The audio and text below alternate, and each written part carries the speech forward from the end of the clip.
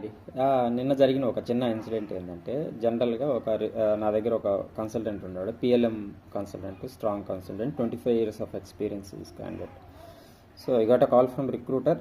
But after that rate పార్ట్కి వచ్చేతలకి, so జనరల్గా రిక్రూటర్ చెప్పిన పాయింట్ ఆఫ్ వ్యూలో నా దగ్గర 55 ఉంది అన్నాడు. సో సరే 55 ఆన్ కాప్ టు కాప్ అంటే, సార్ 25 ఇయర్స్ ఆఫ్ కన్సల్టెంట్ 25 అంటే ఆ రేట్కి ఒప్పుకోకపోవచ్చు.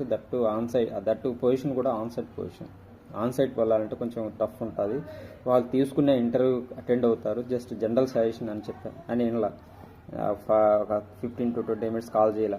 సో ఫైన్, నేను కూడా ఎట్లా ఆలోచిస్తా, సబ్మిషన్ సరే 55కి జస్ట్ ఇంటర్వ్యూ కోసం నేను సబ్మిట్ చేద్దాం అనుకున్నా.